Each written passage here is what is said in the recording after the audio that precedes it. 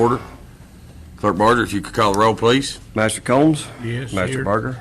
Here. Master Tudor? Yes. Master Bodkin? Present. Judge Taylor? Yes. Here, sorry. At this time, I would like to ask Dwayne, he's our Red House Baptist Youth Minister, is that correct? To come up and lead us in a word of prayer, please. Let's pray. Father, we just come before you this morning and we just thank you, God, for the freedom that you've given us in this country. Thank you, Father, for the freedom that we have to gather as a government, Father. Thank you, Father, that you are the one who instituted and ordained government, God. Father, we pray for our government officials, they would realize and understand their authority comes from you. And Father, as they discuss and make decisions for our county, for the people of our community, Father, I pray that you would give them your wisdom and your discernment and your guidance. Amen. And Father, we just pray that what they say and do would bring honor and glory to you. And Father, we just pray that they would put aside their own agendas, Father, and seek your will, and Father, and seek what is best for this community. Father, we love you. We praise you. Just thank you again for this time that they can gather and discuss matters that are of importance. And we just ask all these things in your precious and holy name. Amen. Amen. Amen. Thanks. At this time, if everybody rise, Sheriff, if you lead us in the pledge, please. Everybody face the flag, please. I pledge allegiance to the flag of the United States of America and to the republic for which it stands, one nation, under God, indivisible, with liberty and justice for all. Thanks, Sheriff.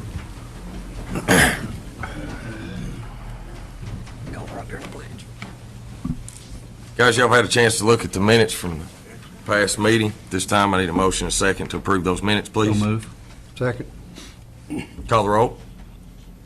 Master Combs? Yes. Master Barger? Yes. Master Tudor? Yes. Master Bodkin? Yes. Judge Taylor? Yes.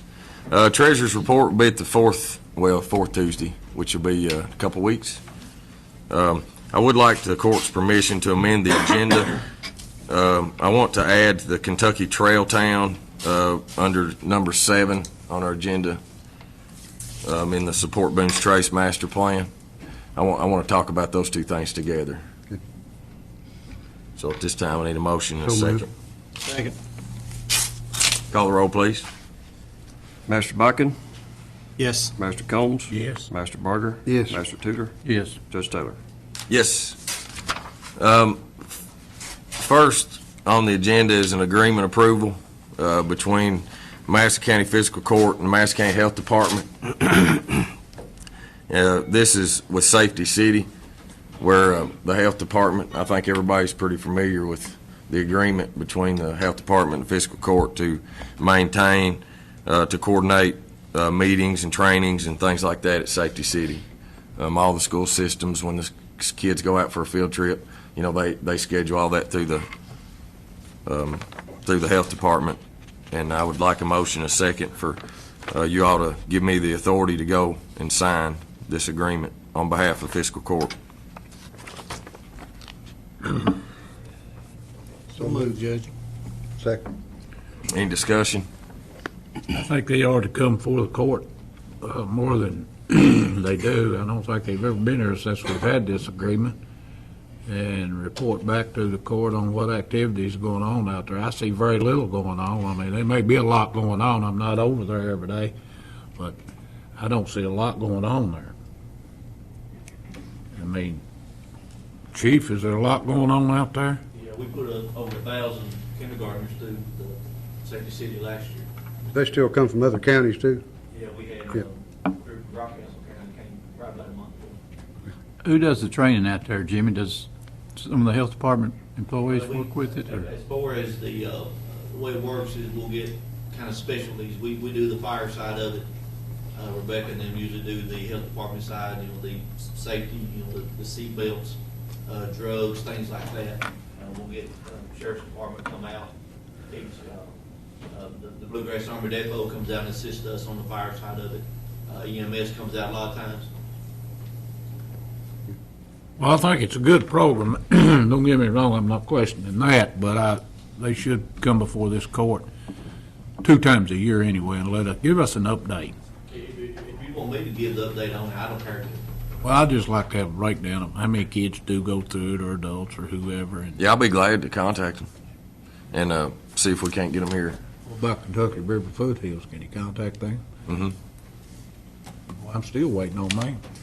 I don't know that I'll even vote for the budget if they can't come up here once a year. Kentucky River Foothills, that's the transit program we have. 42,000 that we give them every year. Yeah, I'll see if we can't get them there at the next meeting. That's okay. Thank you, Judge. Call the roll, please. Master Combs? Yes. Master Barger? Yes. Master Tudor? Yes. Master Bodkin? Yes. Judge Taylor? Yes. At this time,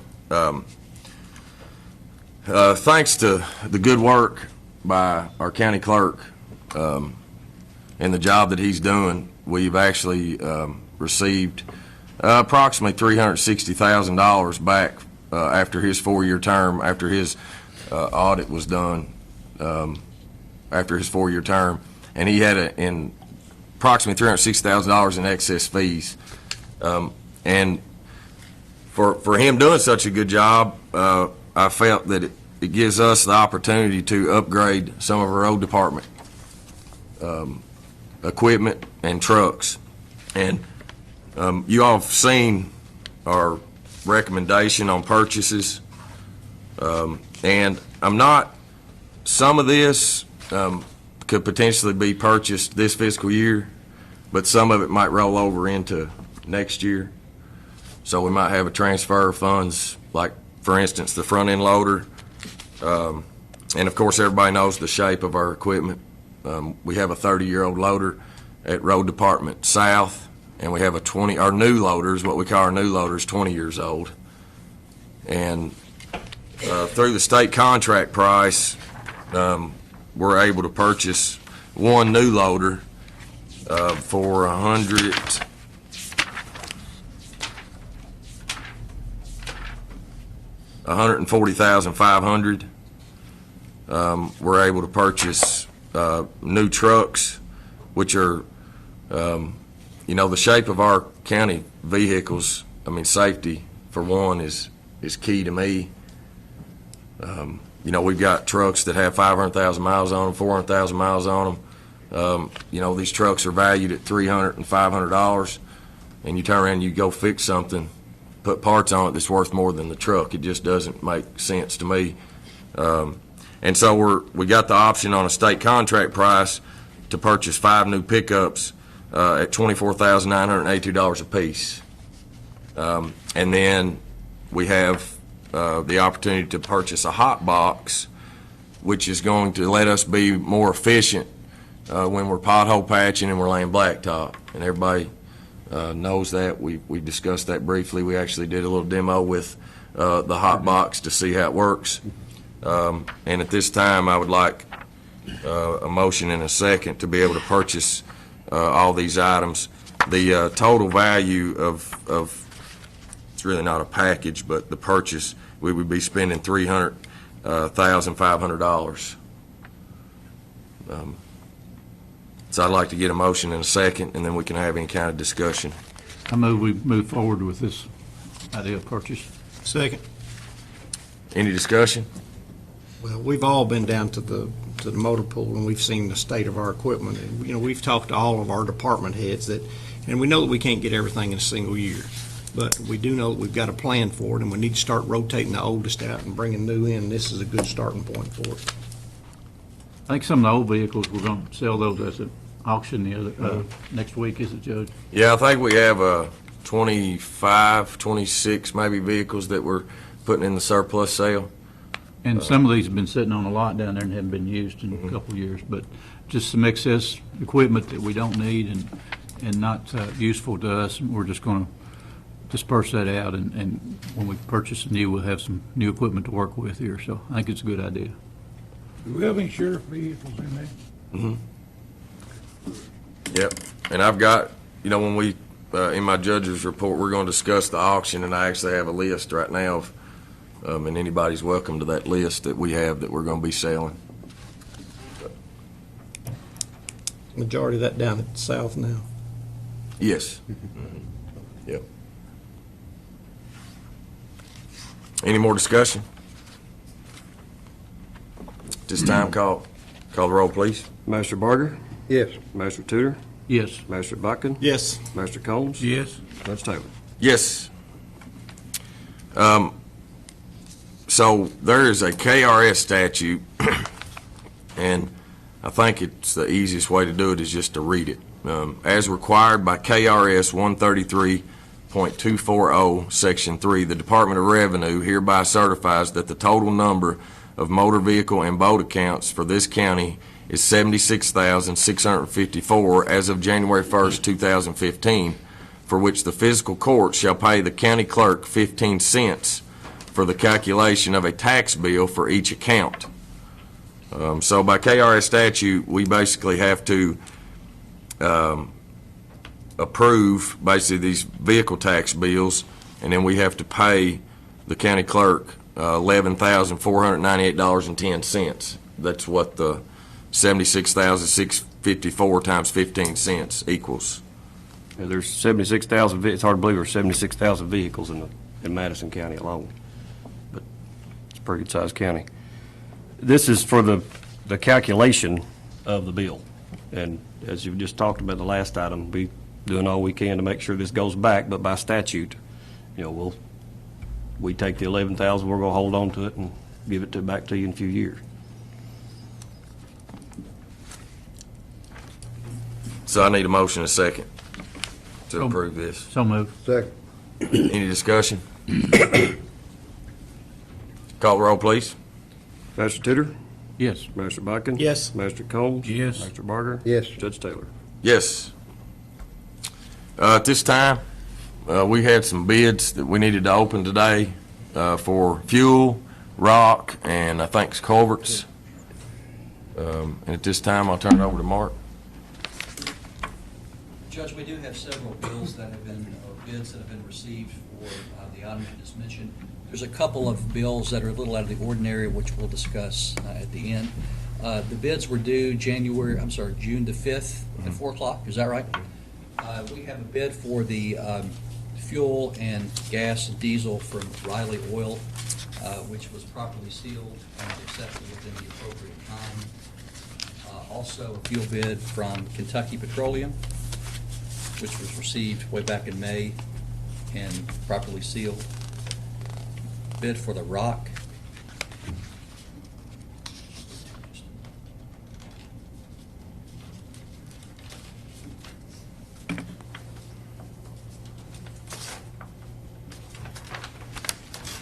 Bid for the rock was properly sealed, accepted in the appropriate timeframe. And this is from the Rockcastle County Quarry. Also on the rock from the Allen Company, which likewise was sealed and accepted in the proper time.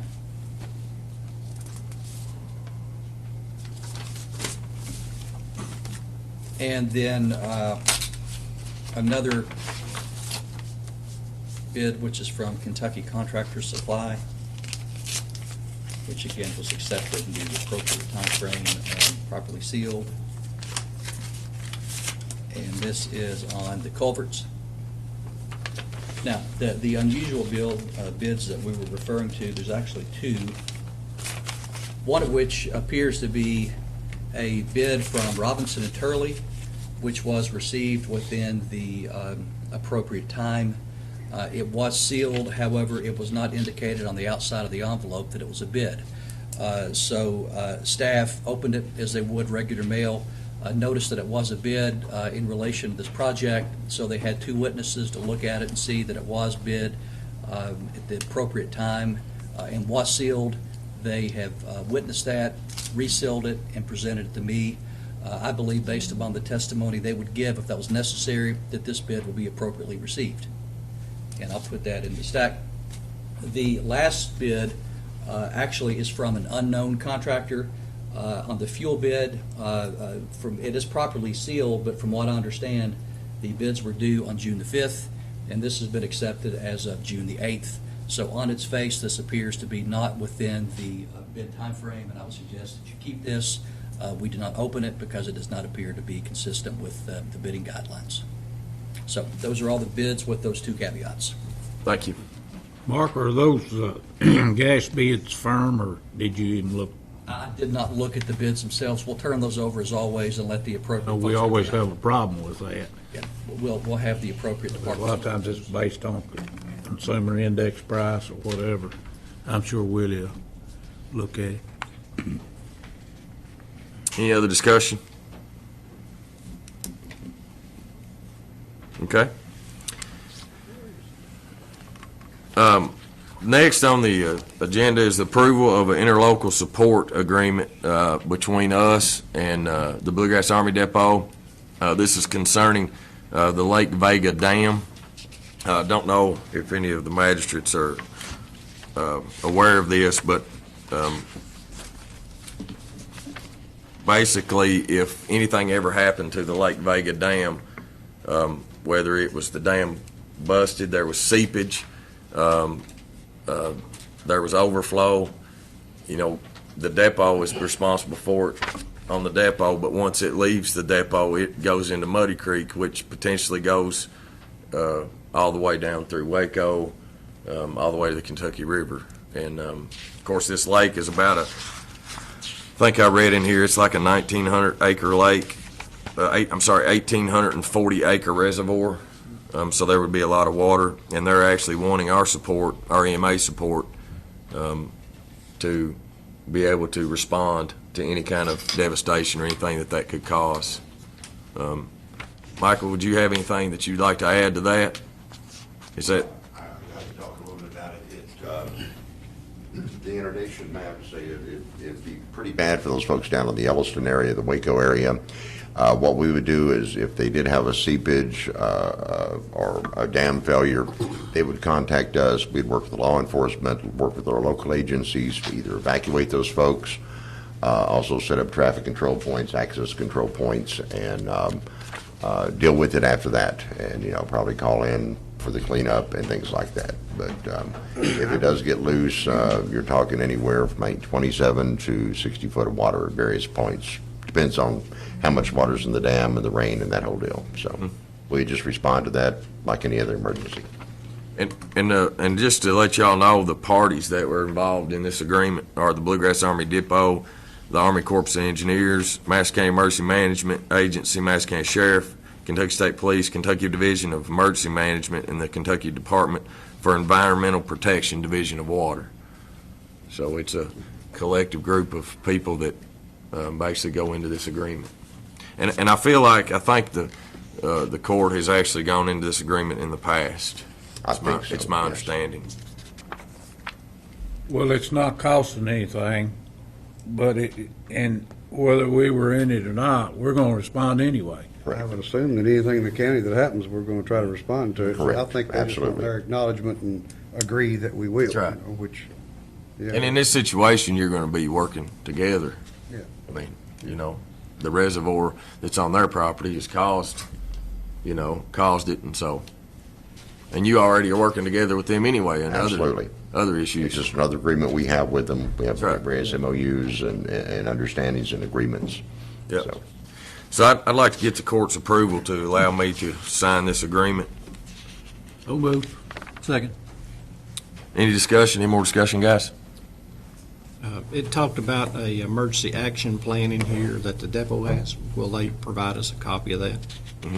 We actually have a copy, and it's, about a 2-inch binder of information and studies and things like that they've done. So we'll have that for you whenever you would like to see it. You could get us a pass to go fishing, Judge. It'd be nice. I think we might have to inspect the dam over there. So. Yeah. Oh, see how deep it You is. got to go anyway. That's funny. Call the roll, please. Master Boykin? Yes. Master Combs? Yes. Master Barger? Yes. Master Tudor? Yes. Judge Taylor? Yes. The next thing is Resolution 1509. This is basically a resolution that allows us to fill out an application to go towards a Homeland Security grant. We had a truck. There's a F-450 that's been sitting out the road department for several years, and it's just the cab and chassis. It used to be I think it used to be used as a brush truck, and they said it couldn't be fixed. The information that I got was that truck could not be fixed. This truck has 14,000 miles on it, and it's sort of hard for me to believe that a 14,000 mile truck couldn't be fixed. So we sent it to a mechanic to look at it, to check it out. He fixed it for $550. And so we have a 1984 brush truck. I think it's 84. 86. So no, we have in operation right now, we have a 1986 brush truck at Fire Department number 2.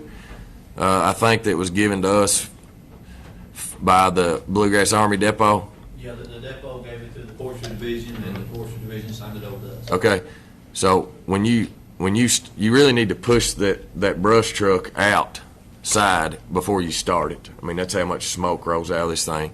I've actually seen it, but we're going to actually use this grant money to purchase a new brush truck bed for that brush truck at the fire department too. Is the truck pretty good shape, Chief?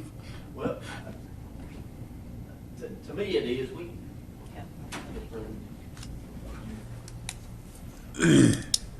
I know they're very important. Yeah, we had this truck, we used it for several years, and with the 6.0 diesels, you got an issue with them where they'll start leaking antifreeze. The head bolts on them will start leaking. So you'll start using antifreeze really bad. Well, we took it over to Paris and had mechanic masters do what they call a bulletproofing it, which is about $9,000 or $10,000 to do all this. Well, we had it to the point that we felt like it was fixed, but the past administration said we ain't gonna put another dime in it. So we took it to the road department, took everything off of it, bought another truck, and went from there.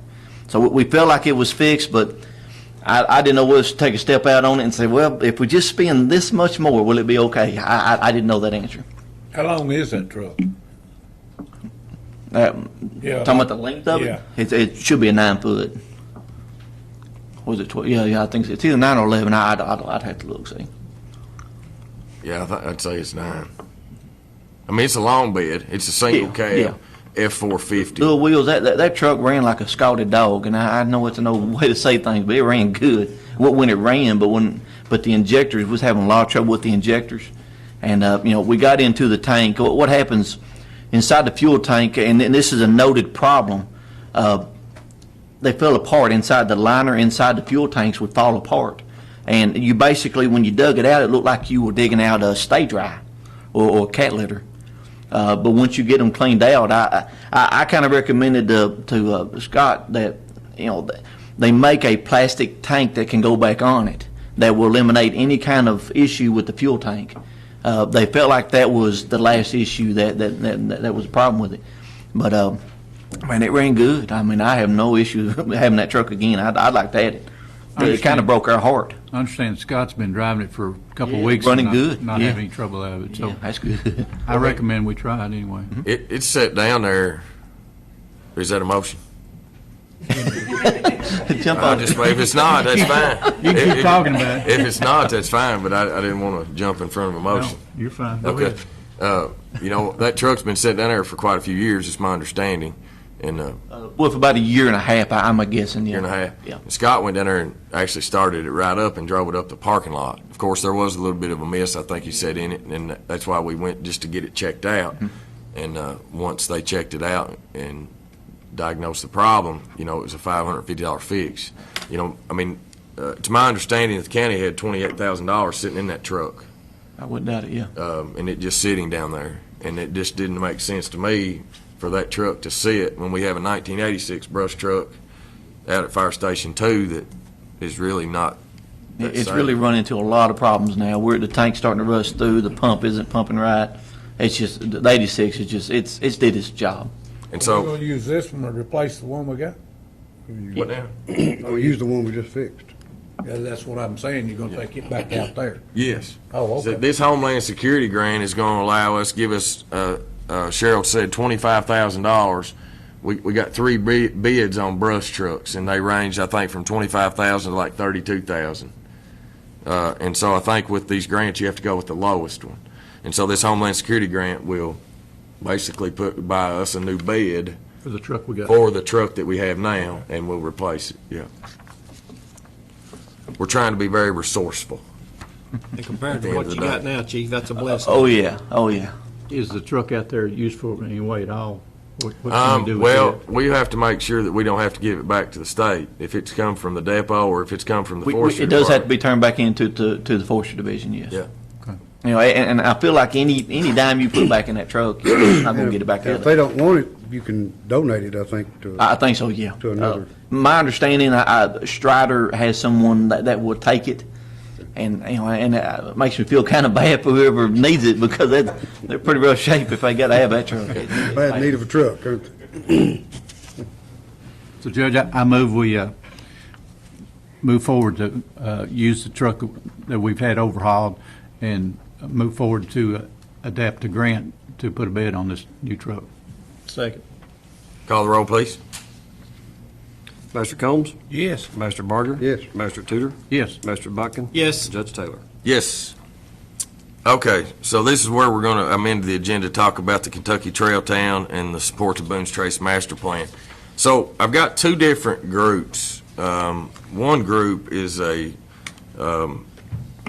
Friends of Boone's Trace, and the other group is the Kentucky Trail Town program, community development well, it's the Kentucky Trail Town community group that's based out of Berea. And, you know, was it last meeting that Berea College came? And there was a representative that works with them at the university. But Boone's Trace Trail was the original trail that came through Kentucky. And they want to actually try to open this trail up from Kingsport, Tennessee, all the way to Fort Boonesboro. And, of course, the Kentucky Trail Town group out of Berea is wanting us to participate with them in whatever way we can. There has to be government entities involved. I'm sure there'll be grant funds out there potentially that we could use. It's actually, I'm excited about the project just because of how neat would it be to, you know, have a walking path, horsebacking trail, maybe some ATVs trail that runs for that distance. I don't know if any of y'all, you remember several weeks ago, the man had hiked from Kingsport, Tennessee, basically, and actually walked that whole trail. I don't remember how, but he actually stopped in Berea. I'm sure people have heard about it. But anyway, he made it all the way to Fort Boonesboro. I've seen pictures. I've been in a actual meeting with the Friends of Boone's Trace group, and then also Berea College came and spoke to us.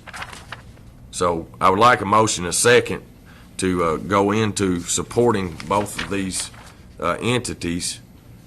And, I mean, I can even read the letter of support to you all. This is the one for the Friends of Boone's Trace. This letter is to inform you of Madison County Fiscal Court support of the Friends of Boone's Trace, Inc.'s Rivers, Trails, and Conservation Assistant application. Madison County recognizes the potential benefit to the county and Commonwealth of Kentucky in establishing an historical walk and motorized trail of the original Boone's Trace, the first road ever blazed into the land that was to become Kentucky, and which is of enormous significance to not only the founding of Kentucky, but the opening of the entire West.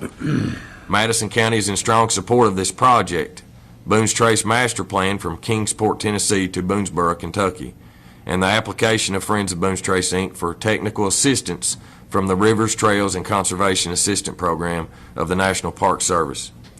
The project presents exciting opportunities to accomplish multiple goals. A developed Boone's Trace trail along the original route would greatly elevate awareness of the historical significance of the trace, provide healthy outdoor recreational and educational benefits, and bring in enormous financial gain from tourism. Since Boone's Trace runs through the heart of Madison County, we will participate as actively as possible within budgetary limitations, utilizing available county assets, offering demographic data, planning expertise, security, safety, emergency, and maintenance resources. We strongly support the Friends of Boone's Trace, Inc. as a recipient of the Rivers, Trails, and Conservation Assistance Program and look forward to the work that they can accomplish together. That involves a lot of students, too, That's right. a bunch. And, Something that we should, and so one of the things I want to explain what I feel like, and I don't know this to be 100% true, but the Berea College group is wanting their portion of the Boone's Trace Trail that's in the Berea city limits. And then the Friends of Boone's Trace is basically, they're all about getting it from Kingsport, Tennessee, all the way to Fort Boonesboro. And so we're sort of involved. Here in Madison County. We're here in Madison County because obviously Berea's in Madison County. A lot of the other counties are working the same project, too. I'm not sure. I haven't really discussed about other counties. But it ends at Fort Boonesboro, so it doesn't go on any farther Does past. this trail mainly stay beside already established roads, or would it go across private property, or what? No, I'm sure it's going to go across private property. Like, part of it that you can really see well is down on Mount Vernon Road, just south of Berea, on 25 there, and there's a railroad. There's a railroad that runs, I guess the railroads are pretty much running right next to 25, and you can actually see it. They've showed me pictures, and it's pretty neat. That many years ago, you can really see where the road was. I mean, it's very obvious. So at some point, we may be trying to buy private property to get a right-of-way through for this trail. I don't necessarily know if the county would. I mean, that would be obviously a fiscal court decision, but, we could help or encourage or, whatever way we can That's assist. my issue with it. I don't have any problem with them trying to lay out the trail, but you are going to go across private property in a number of places. And A lot of places not going to get that permission, are we? no, and I don't want us to agree to something and then them use us saying that we agreed with it and whatever it takes to get this land, we're going to do, because I don't think we should do that, As great an idea as it is, you got private property and you're going through people's fields, and as I told the judge, if you make a trail through there, somebody's got to close the gate behind them and it won't be done, Some people's not going to want them to go through their property. So I don't want us to agree to something that they think is going to give us the legal authority to get that land for them when they lay it out or whatever. I'd agree to it to whatever point that we have the right-of-way to do so, but Right. we can't, Mark? force our way into people. Yeah, Roger, I was going to suggest that if you're otherwise in support of the concept, just you're afraid of the eminent domain Right. implications that might come along, just couch your motion in that way. So Okay. you could still lend support to the program on condition that the Right. court is not expected to do anything that relates to the private ownership of property. And any of the discussion that I've had, whether, obviously y'all were here when Berea College was here, but the other meeting that we had, there was never any kind of discussion of, them needing us to be able to do eminent domain or, take somebody's property or whatever. There was never any of that kind of discussion because I'm obviously wouldn't be for that either, And I don't think that this would be something where that people that are using that trail would actually open and close farm gates. I think this would be a trail that you would potentially have a fence on each side of this trail. And if a farmer allowed us, a piece of property allowed us to go through it, that it would be fenced off. And you wouldn't be relying on people that are using this trail to have to get out and open and close gates. Do you know, Judge, if part of it's already been started? Has anything been started down at Kingsport in that direction, coming this way? I'm not sure. And I actually have a map. They actually gave me a map that shows the actual different trails and how, settlers came through Kentucky. So, and the original one obviously did. That's how Daniel Boone got to Fort Boonesboro, you know.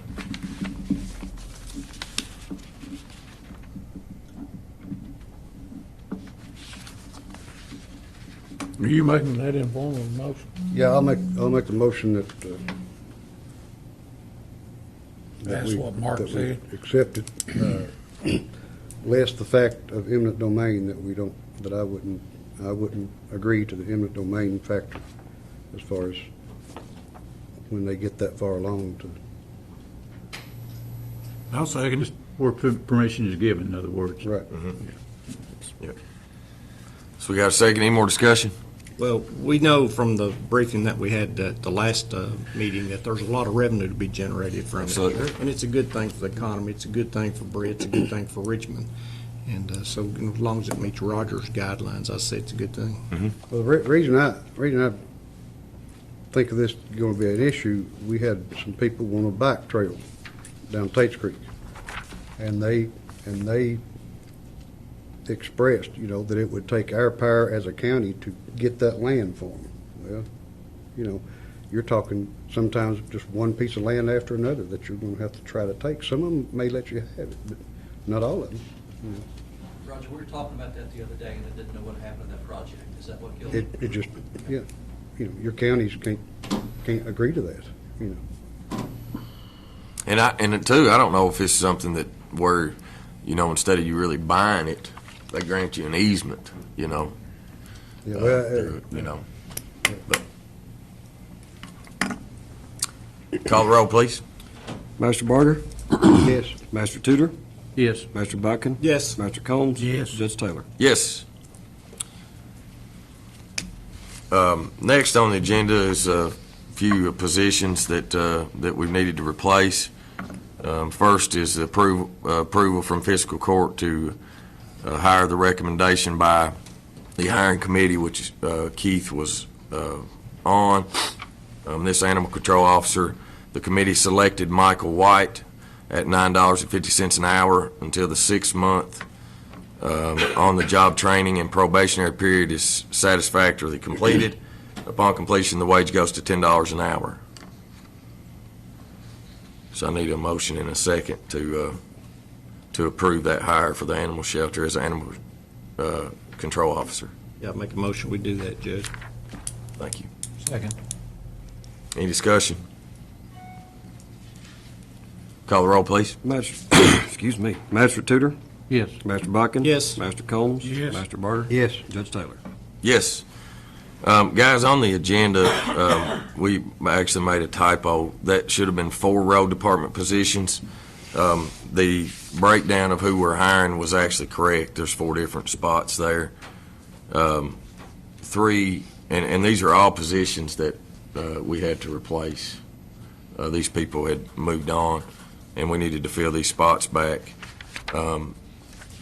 The interview board reviewed several candidates, and these were their choices and recommendations to the court. One of them is Mr. Travis Shane French. He was employed by the Kentucky Transportation Cabinet. He has a Class A CDL, driver's license. He has experience in snow plowing, tractor operator, chainsaw, bush hog operator, dump truck operator. His starting pay rate would be $13 per hour. The next, and I will say all these are from Richmond. They have Richmond addresses. Mr. Norman Weaver, he was also from Kentucky Transportation Cabinet, Class A CDL. He's snow plowing, tractor operator, slope mower operator, front end loader operator, bush hog operator, and dump truck operator. And then we have another gentleman by the name of Mr. Tyler Darrell Winkler, Madison County Utilities. He has a Class A CDL. He's a dump truck operator, track hoe operator, bobcat operator, tractor operator. All 3 of those men will start at $13 per hour. And then the sign design installer, general laborer, was Mr. Roy Cox. He was actually an owner of a sign business, of his own sign business. He has qualifications. He's self-employed as commercial sign and vinyl graphic design retailer. He has experience in graphic design training, with FlexiSign and LXI software, welding, automotive repair, management training. And his starting pay would also be at $13 per hour. Is that a full-time position? Yes. Yeah, and that's why we, did sign, design, installer, and then general labor as well. What time he's not working on signs, Larry, he'll be doing something else, so. I know, in the past, we had somebody part-time doing the signs, and I know it's not a full-time job. It's the only reason I asked that. Yeah. So if we can use him other places, Yeah. I understand. And I think that's one of the things we liked about that is welding, automotive repair. He's got experience in that. He can jump in and help change oil. He can, when they get a little backed up, there's just lots of things that can be done down there. Take him 6 months to go around and put back up the signs that got run over in a snowstorm. Yeah. Or stolen. They're down everywhere in Brea. We don't have hardly any. I counted 13 yesterday, Saw plenty. but they were taking all one night. I don't know where they're going. We ought to be well represented somewhere. I make a motion to accept these employees. And they'll all be on probation. Second. Call the roll, please. Master Boykin? Yes. Master Combs? Yes. Master Barger? Yes. Master Tudor? Yes. Judge Taylor? Yes. At this time, I would like to recommend Glenna Baker as a new appointment. Well, she's not a new appointment, but reappointing her as the Madison County Treasurer. This approval is done by the Fiscal Court. Glenna does a great job. She's been with us for the county for quite some time. So I would like a motion and a second to, So move. and that'll be a 4-year term. Second. Any discussion? I think Glenda's done an outstanding job, and she was handling the human resources at the same time, and now she's got some help over there, so I think it gives Glenna a little more time to concentrate on the budget and everything, and I think she does a great job, and I'm for hiring her back. Yeah, I'll go along with that. It always makes me feel good there on bill day when I've got a page and a half of things that I need answers to, and I can call her, and most of them she rattles off the top of her head. And the ones you don't, within the finger reach, she's able to go through and pull bills that tell us what we want to know. And that's the kind of people that we need. We appreciate you. Not only Glenna, but the whole office is that way. I mean, anytime you call and ask for something, they got an answer, and usually it's straight up. The only comment I have is I'd like to see a different format on the budget as to what's coming in versus what's going out. That's all. You understand where I'm coming from on that? I can get with you and see what kind of format you want. Okay. I thought we'd already talked about that as far as getting something showing us what we're bringing in as well as what we're taking out. Well, we know what we're spending because he has to sign the bills. but Oh, yeah. I'd like to know, and some of it we do know. Yes, that's no problem. Okay. This next board meeting, I'll have your report from the revenue stand. Okay. Thank you. Call the roll, please. Master Combs? Yes. Master Barger? Yes. Master Tudor? Yes. Master Boykin? Yes. Judge Taylor? Yes. Next is judge's report. Job postings. I do want to talk a little bit about that. We have an emergency management EMA director position that's open. The deadline to apply is June 12th. We also have Madison County, the CSEP bookkeeper, and that deadline is also June 12th. I do want to make mention of something. Several meetings ago, we'd gotten a bill from Bargers where they had actually towed one of our dead animal trucks, and this maybe was back in February they towed it. Is that when they towed it, or is that when the bill was? Yeah, that was February 12th. Okay.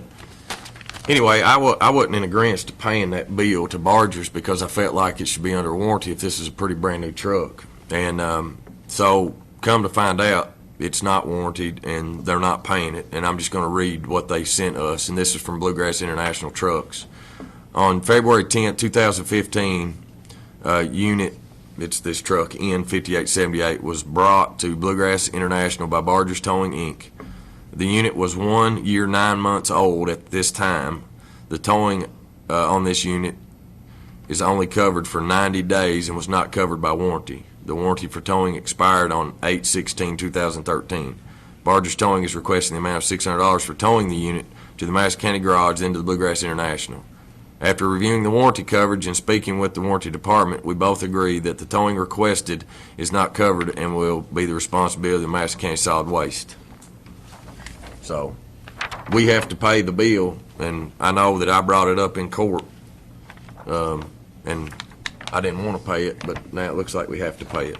So, I was misinformed by Bluegrass International in February, so count that. But the repair for the truck was under warranty, wasn't it, Scott? That's correct. Yes, Okay. engine rebuild. But the towing, its expenditure was just for 3 months, is what we understand. Upon original purchase back Right. in Yeah, 2013. so, looks like we're responsible for that bill. then. yeah. So I just wanted to let y'all aware of that. Kentucky Changers will be in our county next week, 14th through the 18th. And magistrates, I do have a list that make sure that y'all get, showing all the different addresses. If you're all out and about, can stop by and show support to Kentucky Changers for the work they're doing for some of our constituents in the county. It'll be great. Be sure to view our website for all department information. We really are using our website a lot, our job postings, a lot of information. It's really good. Reminder, Whitehall Park's closure, and then Whitehall Park closure from March 1st to October 31st. And then make sure we get the word out there that we have a surplus auction this Saturday, 9 a.m. at Road Department South. And Road Department South is right there, right behind Safety City, off of 25. I believe it's the second, no, it's the first left past the 421 split. And what's the name of that? Clarksville Lane. But it's Road Department South right there. And we have several items. Right now we have 28 items that basically have motors into them, whether that's maybe an excavator, a pickup truck, a riding lawnmower. We have actually 2 excavators. We have a paver. And then we have large quantity computers, electronics, PCs, printers, switches, etc., office furniture, desk chairs, cabinets, tables, lockers, and etc.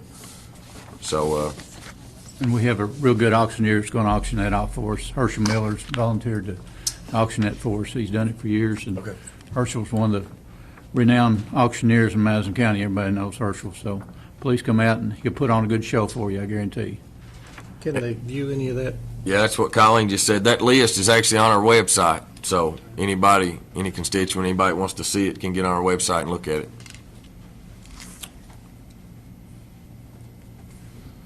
Compartment or comments from department heads. Scott, you want to talk about our river sweep, I think?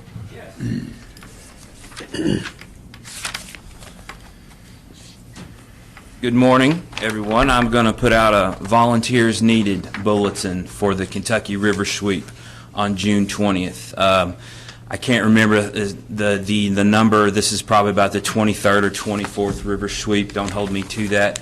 We're going to assemble down at the Boonesboro Beach area. There will be boats to transport people back and forth from Madison over to the Clark County shoreline, where there is litter that will be cleaned up that day. We will get started at 9 a.m.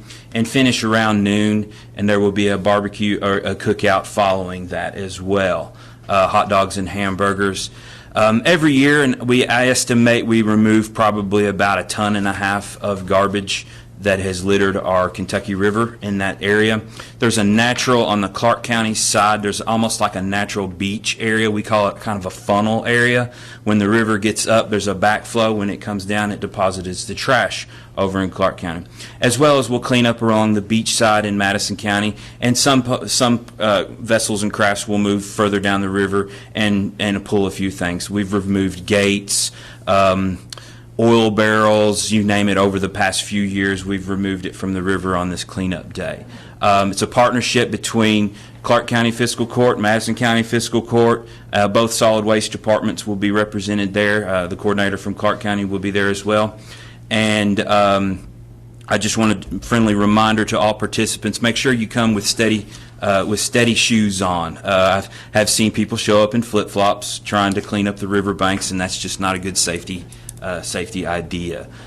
Just wanted to also say, during lunchtime at noon after the cookout, there'll be a Global Water Dancers group. I'm not exactly sure what that's all about. The Kentucky River Authority said that they will be performing during lunchtime. Also, I want to say that gladly the lunch donations for the lunch barbecue have been provided from Sekasui Corporation in Winchester, as well as Waste Services of the Bluegrass from Georgetown, Kentucky. So, Good. Also wanted to take this time, Judge Taylor, and tell you that I received notification about a couple of weeks ago that we received our annual funding through the application for our Household Hazardous Waste Grant. We'll be shooting to have that October 3rd at the Road Department South location. That's 208 Clarksville Lane, like you all just discussed a moment ago.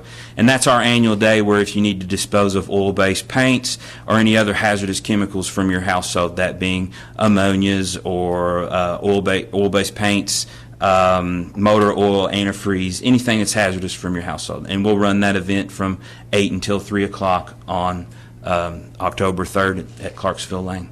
And what was that day? You say October what? 3rd. Saturday, October 3rd. 3rd. Okay. And then we'll shoot to run that event from 8 until 3. Thanks, buddy. Thank you. Appreciate it.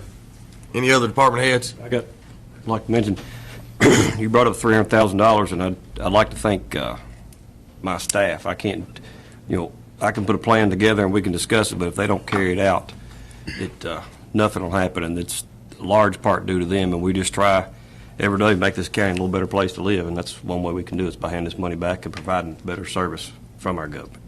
But I'd just like to thank them very much, because they get the job done every day. They got to put up with you. Yes, sir. That's right. That ain't an easy thing. No, I do. I appreciate you, Kenny. I really do. You do a great job. Comments from magistrates? I'd like to start out, Judge, and just say that last couple of weeks we were pretty busy, all of us. We made the tour out at the depot and looked at the new chemical facility. All the magistrates went out there, and I personally was impressed with the things that I saw with the type of facility, a lot of their safety precautions that they have in place already. The things about operational. It won't be long, but they tell us it was about 94% complete, and so they're moving right along out there.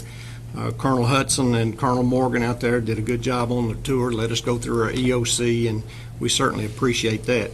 And then we also got to go out and take a look at the EOC, our Madison County. We got to go through that. That facility is very impressive out there. If you haven't got a chance to see it, when we get operational, stop by and we'll let you look in the window. We can't, they won't let them in, will they, Judge?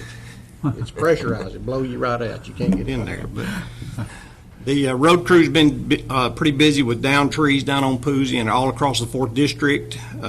We're still working hard on cleaning ditches, repairing roads. I want to thank all you guys for that. Willie, we know that we're wearing you to death calling you, but I appreciate your response to it. Our citizens certainly appreciate you and want you to thank all you people down there. Scott and the Lona truck program is just working fantastic. He didn't say it up there, but you call the county, they'll bring a truck to you. You can fill it up, no paints, no gas, no tires, anything like that. But you can put pretty much the rest of your life over there for about 30 or 40 years, and they'll haul it off for you. And so he can give you the number for that. It's a really good program. I also want to commend the hiring board. I talked to the superintendent yesterday down at the roads, Willie, and it amazes me at the type of people that we're able to get and bring into the county that have the experience and the background that those gentlemen have. And I want to commend you guys for bringing those folks in. They're looks like just the absolute best folks we can get our hands on. You're all doing a good job down there. We certainly appreciate that hiring board, not just there, but across the board for the county. Thanks, Tom. John? I just want to, like Tom said, thank Willie and the road department. I was out one of the bridges in my district out in Oblique one day last week, and I just went down there I knew it was under construction. They've got the pillars on both ends poured. That's a joint effort between us and the state and Estill County. It goes over into Estill County. I think they waited on that bridge because a couple of school buses go across through there, and when school was out, we can close that road down. So it's going to be closed for maybe another week or so. Hadn't got out of that neighborhood, and here comes Willie and Scott out there checking it out also. So they're out and about. They're doing their job, and they're out in the area. I think the 18th, which is this coming week, next week, the pillars for the Cane Springs Bridge will be in. Probably within a week's time, we'll be able to have that set. We've already got the crane leased to do that. It's going to be a big job, but it will go up fast. The beams under the Oakley Wells Bridge, it's not going to take too much longer, maybe another month or so on that one. And then we've got the big project with the Sam Jones Bridge. The one good thing about the Sam Jones Bridge, we only have one resident across that bridge, but it's going to be a major project. And that family is making it for now, and I've been in contact with them and seeing if they need any extra help or whatever during this stressful situation. But like the judge said before, we've had some trouble with the rock piling up in the creek, and we're in contact with the Department of Water and the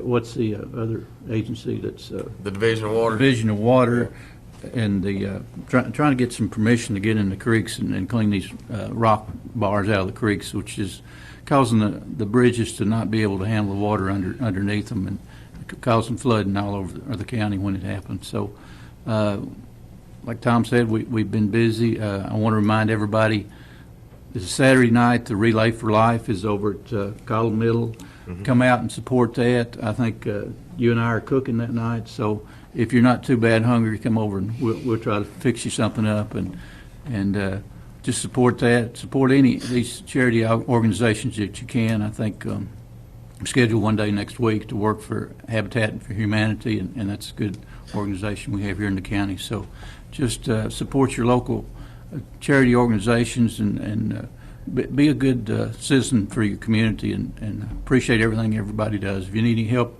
we can help you. The county government here, give us a call. Thanks, John. Raj?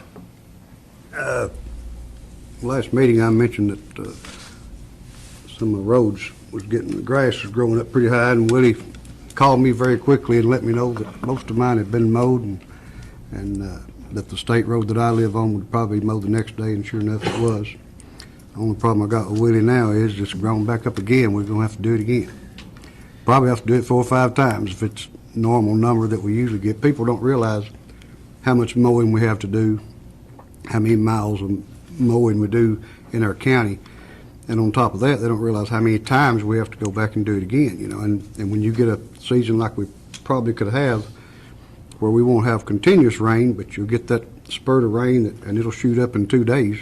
Look like it grows a foot, and some of it does, you know. So they can't be there all the places all the time, and I wasn't getting on to Willie, and he knows I wasn't, but that was much my fault as it was his. I probably just hadn't passed through my districts enough to see what had been mowed and what hadn't. But all of them do a good job. I think Willie's doing great, and where he was already in our road department and familiar with a lot of it, I think that was a big help to him. Willie's, what, you been here, 20 years, Willie? 20 years. And I've never heard the first word of anybody saying that Willie's never done his job or couldn't do his job, because he's going to do his job. And but he needs help from time to time, and we're going to give him that. But I appreciate everything they do. Thanks, Raj. Larry?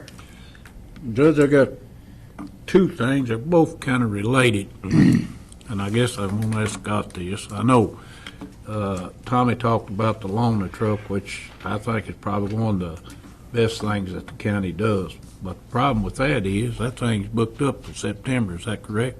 Yes, I didn't check it this morning, but somewhere. We just got one. We used to have 2. Do we have do we have 2? Yeah, we got 2. We got 2 trucks and 1 backup loan, 1 backup reserve. It's a very old truck that I break out for when we need it.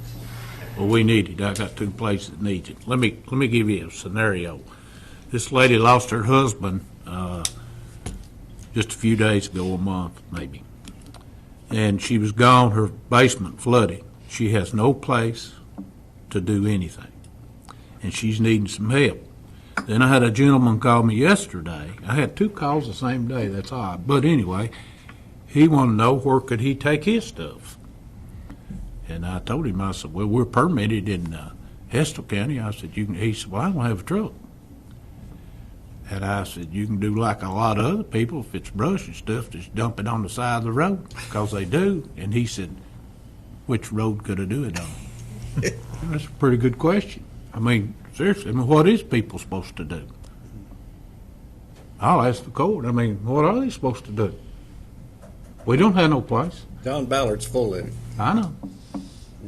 But I would like to see us maybe, this court, we need another truck. I mean, he's booked up till September. We're not in July yet. So we need another truck. Can you take brush to Ester County? Well, there's nothing that says you cannot take trees and brush to the landfill. They're going to take whatever they can get in the landfill and charge you $32 a ton or whatever the gate rate is going into the landfill. So as far as the outlet for trees and brush outside of both city limits, the only option for our residents is to unfortunately burn those items. And, you know, according to Division of Air Quality laws, it is illegal to burn anything other than tree, brush, and shrubs. If it's been painted, stained, coated with anything, it is illegal to burn. That being said, that probably happens a lot, but that's our residents' only option for trees and brush. Well, it's just a question. I mean, I couldn't answer it. I told him when he called me, I said, I can't answer it. I wish I could. I'd give you an answer, but I don't have one. You know, what do you tell somebody like that? Do we have a need for potentially having a crew that, you know, that our constituents could call in, let's say to the road department, and we actually have a chipper? You know, I'd hate to see us just go out there and hand pick all this stuff up, and then you have to go dump it somewhere. But it seems like the city of Richmond, maybe even Berea has one too, but they have I guess it's called a chipper or grinder or something. We got two, don't we? Still got a chipper. Yeah. So is there a need? I mean, do y'all see that? I mean, obviously, we can't go in there and hire, you know, 2 employees and, you know, running all over our county for just a few, you know, a handful of people that need. But if there's a need for that, I mean, we could look at potential grants we could get, or, you know.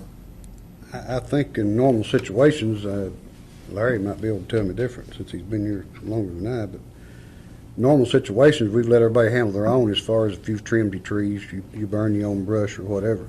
If a storm comes and there's a lot of limbs, we have gone out and picked them up just because, isn't that right, Willie? Yes, that's right. But that's just when a storm or something hits.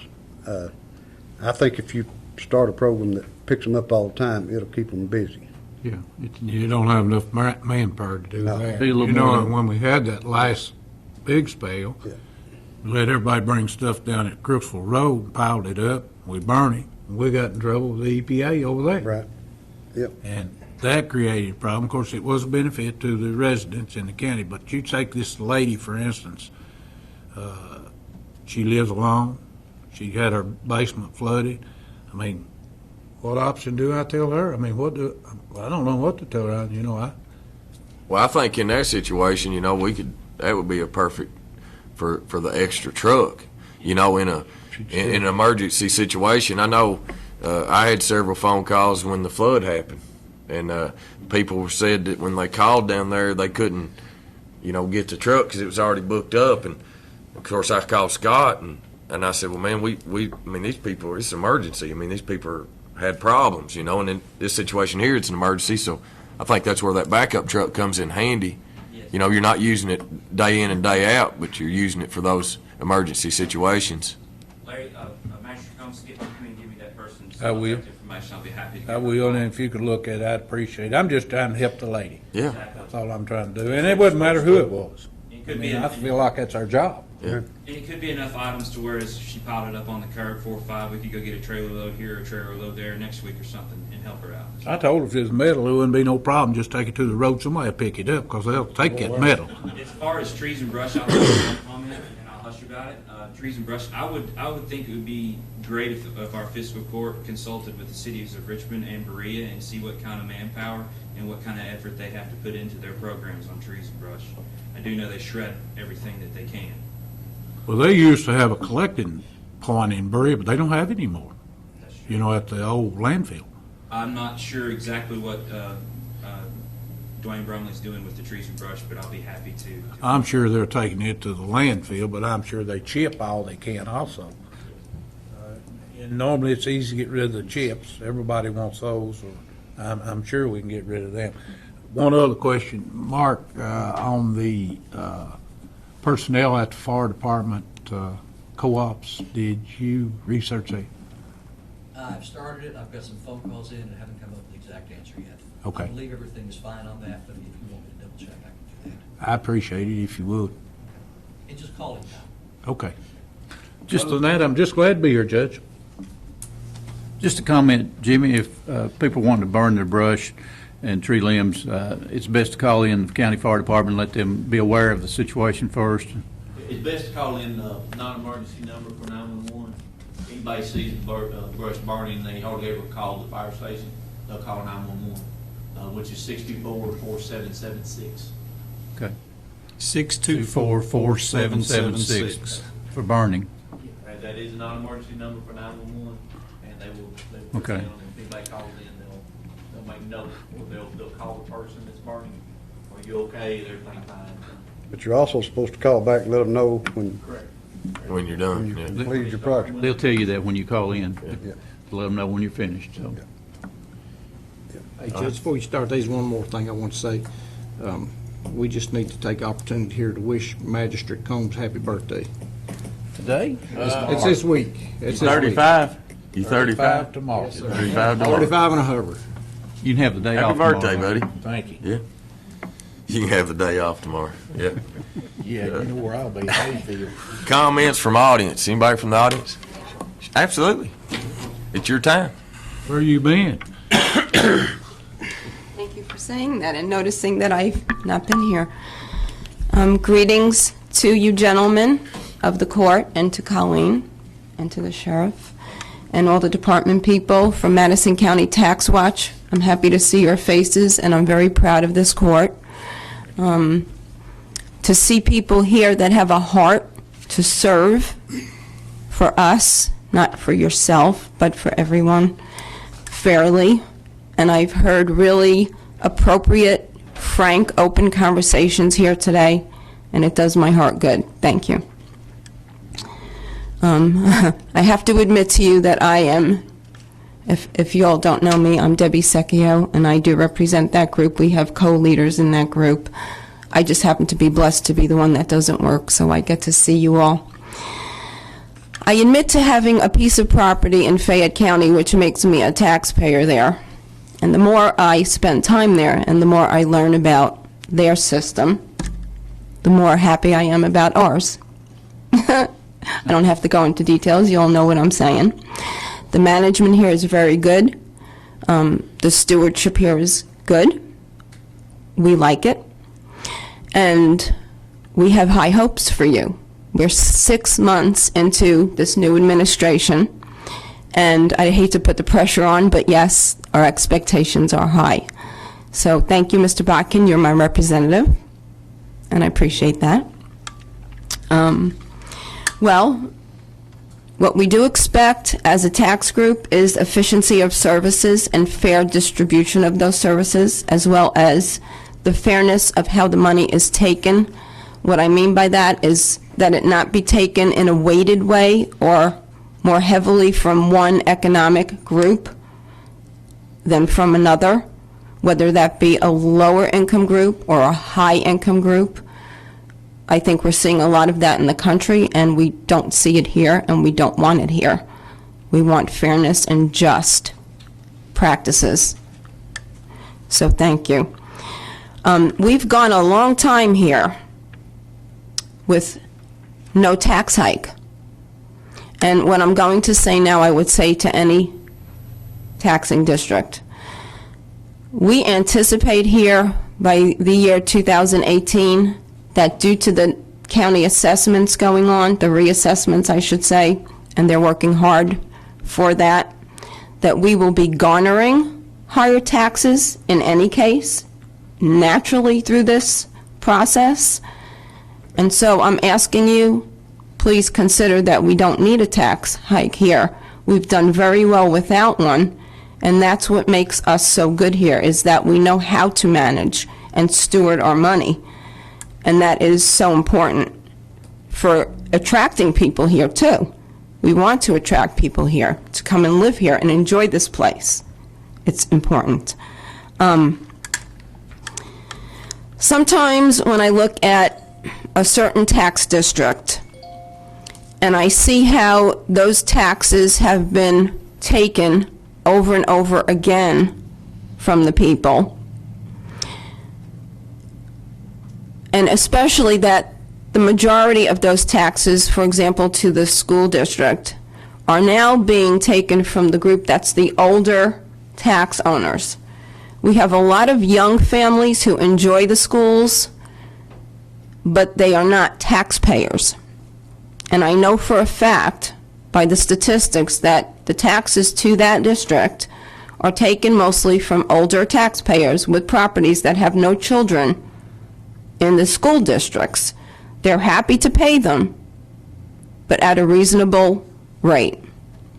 So my next question, which I've addressed to Judge Taylor before, and I've asked this in previous years, is that when you all receive the tax rates to consider, and you go on to approving those tax rates, here was my question. Because you are the fiscal court and responsible to the citizens, is it not appropriate that you could question why and how those rates are being presented to you at a higher cost to us? And I was told previously that the fiscal court does not do that. They do not question. They do not ask for proof. They do not say no. I really didn't like that answer, and I don't like it now. And I don't know that that's how the law really is. So I'm asking you gentlemen to find out about that on behalf of the tax group, if that is really the case, where you are approving these things but have no basis for asking why or for saying no. If you could get back at a future date on that? But I'd like to comment on that. This fiscal court reviews Yes, those tax rates. right. Would you use the word approve? They don't approve the tax rates. They review the tax rates. They have to be presented to this court. Right. So all those tax rates come from their board here to be reviewed. So it's public is why it has to come up. Not that anyone here, I think Magistrate Combs has made several comments I about made this. several comments and got in hot water several times. And you, as your group, can actually do more than this court. We're trying. You can be at their meetings Yes. and object, because once they send them to us, we just look at them. Right. That's it. And I don't even know, that's the law, of course. We're just the depositories. That's all we are. Okay. And the sheriff is the one who collects it, and they've tried to get additional money for that. No, can't get it. Filed suit once, got beat in court. All they asked for was 0.5% more. If it wasn't for the sheriff's department, the school couldn't even collect their tax. That's the truth. Because we can put a lien on their property. They can't. I think that is kind of biting the hand that's feeding you. Yes. But I know where you're coming from. I know you do. I understand that. And then again, too, a lot of these elderly people, my mom and dad's still alive. They pay taxes. No, they don't have anybody in school, but they had a bunch at one time. But they're still paying. Yeah. And I'm sure when you say they probably don't want to, they do. Everybody they wants do. to pay their fair share. But sometimes it comes to a point when you're on a fixed income, you can only pay so much. So there is a time that some of that will level out. Now, I Yes. appreciate what you all do, but now you can put more pressure on them than I can, believe me, or this court. Okay, thank you. I think also that you should find some comfort that we found out a couple of months ago at one of the conferences that we went to in Louisville, that our state auditor, Adam Eden, has made that one of his top priorities this year to exercise and find out what taxing districts are doing with their money and holding them accountable for the funds that they have. And I felt really relieved about that because he's a go-getter. If he says he's He going is. after something, he goes after Yes. it. And I believe he will. And it's not just schools, it's across the board. Taxing districts, that's one of the things, that's one of his top priorities. And so I felt really good about that. I find some comfort in that. You should too. I do too. Thank you. Billy Ray Hughes was here, he'd be talking 1 hour about that. Compensating rate. Compensating rate. Here are some comments from some people in the group, just to pass them on to you. Over the years, there was discussion here about creating a separate tax district on EMS, and most of the comments I've received is, please, no. You handle it well now, and EMA, I'm sorry. Yeah. Yes. Also that this government has, from its heart, I'm sure, given to charities out of our tax money. The people in the tax group are good givers. They like to be charitable on their own. They really don't want to see it come from government funding. And if that can be tailored in some way and made more concise to what the criterias are for getting those kind of monies and really cut it down. Believe me, Very that good. has already been done. We've Okay. talked about it, each one of the masters and judge. The list was here, it's here now. That's great. Some we did cut out, or some we lowered. Correct, Judge? Yes. When I was in New York, I ran a pregnancy crisis center, and as a director, I spent all my time doing fundraising, and that's what those groups do. I mean, it's their job to do that. I'm not saying they shouldn't get anything in an emergency, but that's what we do when we do nonprofit. Also, on the airport, there was a question about with the expansion and the improvement going on and EKU's role, and I'm not really versed in that, so I'm just passing this on, whether we'd be garnering some good revenue out of the results of that. And maybe we can hear a little bit about it in the near future. People are curious about that. So pretty much that's what I have to bring to you today, and I want to thank you for your service and your information. Thank you. Thank you. Come on up. Thank you. Good morning. I'm Melissa Gross with Kentucky River Foothills, and I have good news for you. People are watching this morning. So I'm at work, and my phone starts to blow up because they say, Melissa, why aren't you at court this morning? And I said,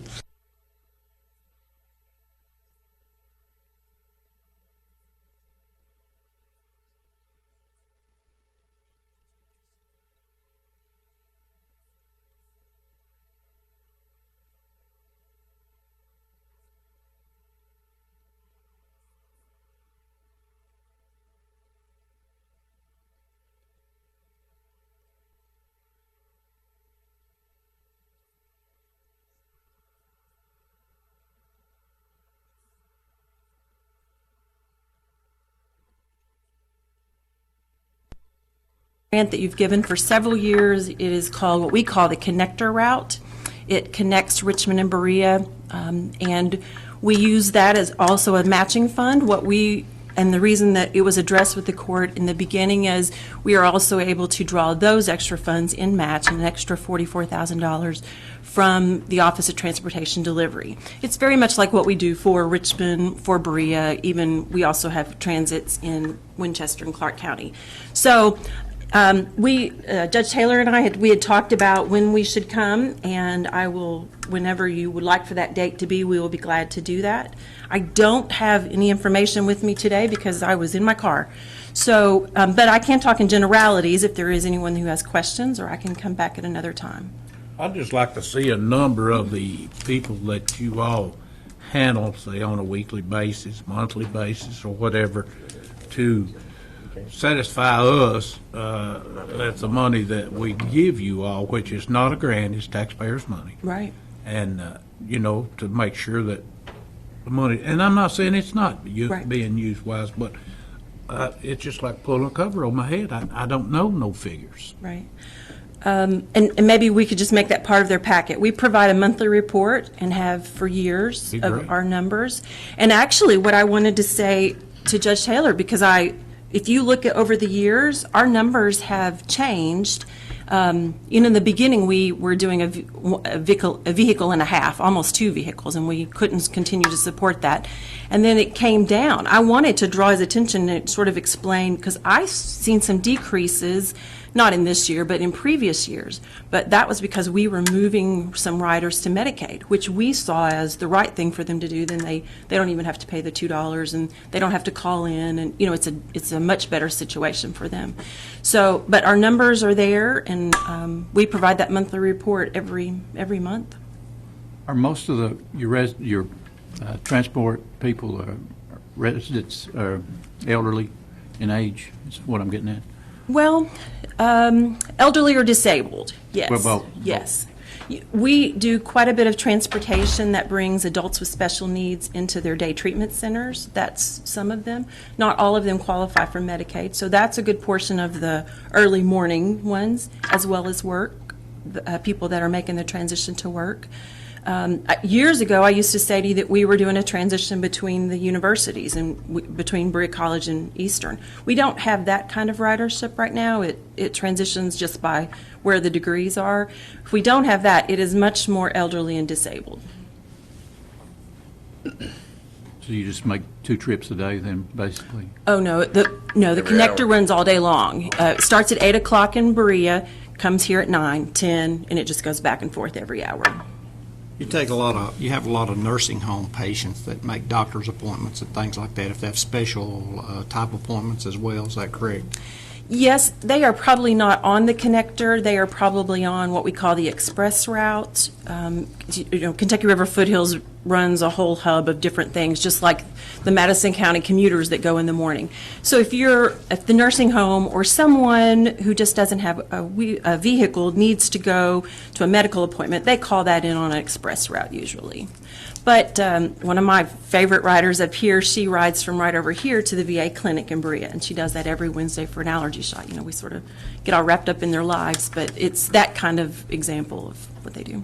Well, there's a blessing to get the VA in Berea, wasn't it? There's a what? It was a blessing to get the Yes, VA in Berea. absolutely, Magistrate Combs. It is. We're very lucky to have that in our county. Well, I don't doubt that you all are doing what you say you're doing, but if we can put some numbers to it, I think it helps us court. Because I think when we first started, it was like 32,000, and we're 44 now. I can remember, it's been a long time ago. Yeah, I would have to look that up. I'm not certain of that. We have not made an increase in years to any of our cities or counties, but I can look that up for years ago. And you can get a matching grant from the Transportation Department, whatever. Yes. So what is received here or any of our cities and counties is matched by the Office of Transportation Delivery. Do you combine our amount we give with City of Richmond, City of Berea's amount? And do you get one big grant for, is it? Because the City of Richmond gives 55,000, is that correct? And then what's the Berea do? Same. 55? Yes. And then the counties? Winchester and Clark County, same. So that's 165,000? So do you get a $165,000 grant? From no. A matching grant, I guess. Well, in a way, the transportation department is over $1 million. We're serving 4 counties. We have Eastern. We have the commuter routes in 2 counties. We have a huge Medicaid presence in Madison and Estill. A little bit in Clark County as well. So it's a much bigger process than just the hubs that we run for the cities and counties. Those actually come in the form of 5 different grants. So the operating is the biggest, but we also have a jobs grant. We have an intercity grant. That's to take people to airports, Greyhound stations, Lextran. We can even take them to Louisville and Cincinnati for those. That's intercity. So there's many different things going on. I think we talked about the 5,000 riders on the connector, but our ridership's about 220,000 for the whole network. Right. Yes. And I think a lot more people would use it if they knew about it. Mm-hmm. And I've always brought that up, that it should be on, it needs to be on our website, Bria's website, Richmond's, how they contact you all. And it is, I have it is on people your ask me website. all the time. Yes, it is on your, and there is not another person that can sit on the bus usually at the 8 o'clock run. We just went to you got a new bus this past January. We were able to secure that with the capital grant, no matching from the county. And so it went to a 12-passenger just this past. But yeah, the number of people that we could put on at an 8 o'clock run could increase if we had another level vehicle. But the back and forth, the 8 and 4, it's a packed house. So we'll try to get you on maybe to come in and present those numbers to us. Larry, you are at first meeting in. All right, anytime. In And I want to July. thank you for being here today. Sure. I'm glad that they let me know that the conversation needed to be had today, so not a problem. We'll try to see if we can't get you on the first meeting. It'll be in Berea. It'll be first meeting in July. That'd be fine. Okay. Thanks. Anybody else from the audience? When will the acceptable bids that were open today be made public? We will, I guess, do it at the next court meeting. As far as awarding the bids, Mhm. yeah, I'll actually turn them over to the clerks here at the end of the meeting, and then they'll be reviewed and probably released or actually awarded at the next meeting. So by made public, do you mean for you to view them? They're technically public. Today, Now, the yeah. clerk needs to take possession of them and then distribute them to the department head, but they're public record. Right, you can see those right in the corner down there after the meeting. Anybody else? Thanks, everybody, for being here. Appreciate everybody sticking out through the meeting. It was a great meeting. At this time, I'd like to make or recommend a motion to pay the claims and approve the transfers. Need a motion and a second. So move. Second. Call the roll, please. Master Barger? Yes. Master Tudor? Yes. Master Bodkin? Yes. Master Combs? Yes. Judge Taylor? Yes. Next court date will be Tuesday, June 23rd, 2015. It'll be here in Richmond. Again, that's Tuesday, June the 23rd, 2015, here in Richmond. I need a motion for adjourn. So move. Second. Call the roll, please. Master Tudor? Yes. Master Bodkin? Yes. Master Combs? Yes. Master Barger? Yes. Judge Taylor? Yes.